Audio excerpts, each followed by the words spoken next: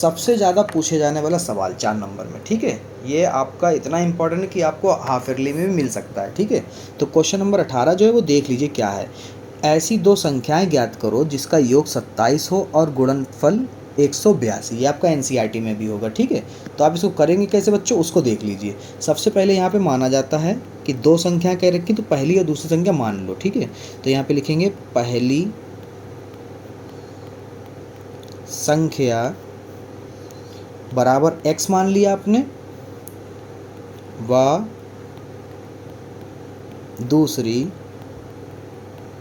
संख्या, अब जो कि आप जानते हैं कि दोनों संख्याओं को जोड़ने पर कितना आ रहा है 27, तो घटाने पर कितना आएगा 27 माइनस एक्स। किस तरह से, इस तरह से देखिए, अगर x प्लस एक्स है दोनों को जोड़ देंगे तो 27 आ रहा है। यहाँ पर x क्या a मान लो, अलग अलग लगेगा, तो दूसरी संख्या a है, पहली संख्या x, तो 27 माइनस एक्स हो जाएगा।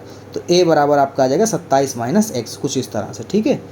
ये होता है, आप समझ में आए 27 माइनस एक्स क्यों है, इसलिए है।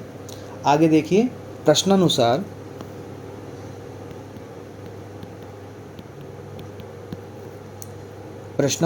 ठीक है। अब आप लिखेंगे कि दोनों संख्याओं गुणनफल, यानी x की पहली संख्या की दूसरी संख्या से गुणा करोगे तो आपको कितना मिल रहा है 182।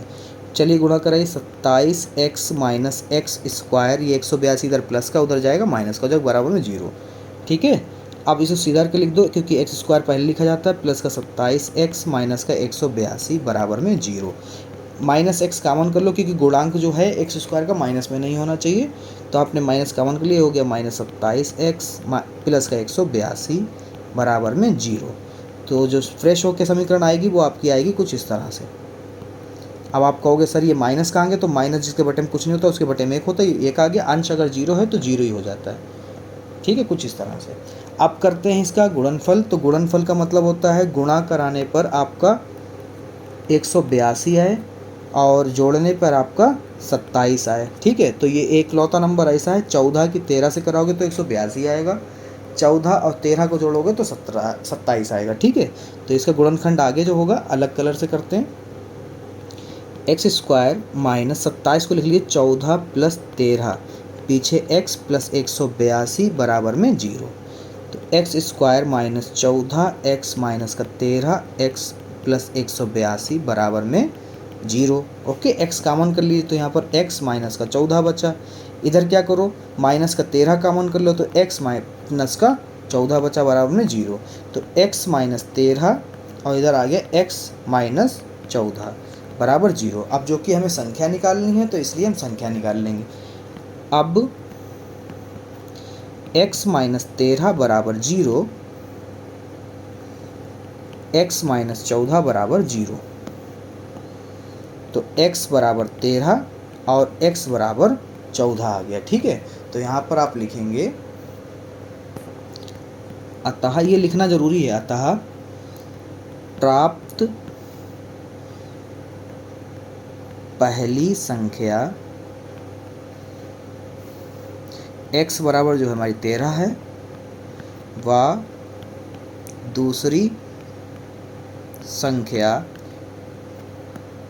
क्या रखा था 27 माइनस एक्स, तो इसको हल कर लो, 27 माइनस 13 कर दो, कितना आया 14, ठीक है। कोई भी एक संख्या ले सकते हो, ये भी ले सकते हो आप, ये भी ले सकते हो। आंसर अगर 13 लोगे तो इस तरह से आएगा और 14 लोगे तो अलग तरीके से आएगा, ठीक है। ओके, दोनों ही संख्या मानने हैं, दोनों संख्या लिख सकते हो। फिलहाल हमने 13 को मानने माना है, ठीक है। अगला, दो क्रमागत धनात्मक सम संख्याओं के वर्गों का योग 244 संख्याएं 244 हैं, तो संख्या ज्ञात करो। क्या करना है, संख्या निकालना है। तो इसमें सबसे पहले आपको मानना होता है, आप मानेंगे, माना पहली क्रमागत धनात्मक सम संख्या x व दूसरी क्रमागत धनात्मक सम संख्या x प्लस 2 है, ठीक है। ऐसे लिख लो, एक लाइन में भी लिखा जा सकता है, ठीक है। तो यहाँ पर फिर डालेंगे प्रश्नानुसार कि प्रश्न कह क्या रहा है, प्रश्नानुसार। ठीक है, तो कह रहा है इन दोनों के वर्ग, इसका और इसका जोड़ने पर जो वर्ग होगा, मतलब आप जब इनको जोड़ोगे तो वर्ग करके जोड़ोगे, उस कितना आएगा 244। ठीक है, इसी चीज़ को आपको यहाँ पर एक्सप्लेन करना है। ओके, तो यहाँ पर जो है पहली संख्या और दूसरी संख्या का वर्ग कितना है 244, ये प्रश्न में कह रहा है। अब इसी को हल करना है। ठीक है, तो कैसे करेंगे, आइए कलर चेंज कर लेते हैं, थोड़ा अच्छा लगेगा। चलिए रखते हैं, तो यहाँ पर हो जाएगा एक्स स्क्वायर प्लस, ये हो गया ए प्लस बी का whole square, A square plus B square plus 2ab। ठीक है, तो ये हो गया 2 दूनी 4। चलिए आपको थोड़ा परेशान ना करें, तो डायरेक्ट बता ही देते हैं, कुछ बच्चे कहीं सर ने डायरेक्ट कर दिया। एक्स स्क्वायर प्लस एक्स का स्क्वायर यानी ए का स्क्वायर, 2 का स्क्वायर प्लस 2a और ये b बराबर में 244। फिर एक्स स्क्वायर और एक्स स्क्वायर हो जाएगा हमारा 2x स्क्वायर। ओके, ये एक्स स्क्वायर जुड़ जाएंगे, 2x स्क्वायर प्लस 2 दूनी 4 प्लस 4x माइनस का 244 बराबर में कुछ नहीं तो 0। ठीक है, तो फिर आगे 2x स्क्वायर प्लस 4x, अब माइनस के 244 में 4 जाएगा, 240 बचेगा बराबर में 0। अब कर लेते हैं 2 कॉमन, कितना कर लेते हैं 2 कॉमन कर लेंगे, तो यहाँ पर बचेगा एक्स स्क्वायर प्लस 2x और 240 का आधा 120 बराबर में 0। फिर x square plus 2x minus 120 बराबर 0/2। अब अंश अगर 0 है तो क्या हो जाता है 0। ठीक है, आगे कलर फिर चेंज कर लेते हैं क्योंकि अब गुणनखंड होगा। ठीक है, अब गुणनखंड करने पे क्या शर्त है, गुणनखंड करने पे शर्त है यहाँ पर, क्योंकि इसका गुणांक कुछ नहीं तो 1 है, तो यानी 120 गुणा करो तो 120 आए, घटाओ तो आए आपका 2। ठीक है, ऐसा सिर्फ और सिर्फ एक ही नंबर है, 12.120, 12 में से 10 जाएगा 2। ठीक है, तो चलिए इसको लिखते हैं, एक्स स्क्वायर प्लस 12 माइनस 10 फिर x माइनस का 120 बराबर 0। तो x square plus 12x minus का 10x माइनस 120 बराबर 0। फिर यहाँ से कॉमन कर लो और इधर कॉमन कर लो, क्या मिलेगा, तो यहाँ पर x कॉमन किया तो x प्लस 12 मिला, यहाँ पे माइनस का 10 कॉमन किया तो यहाँ पर मिलेगा उल्टा, यानी ये माइनस था ये प्लस हो जाएगा, ये माइनस था ये भी प्लस हो जाएगा। ठीक है, बराबर में 0। तो यहाँ पर x माइनस 10 और x प्लस 12 बराबर 0।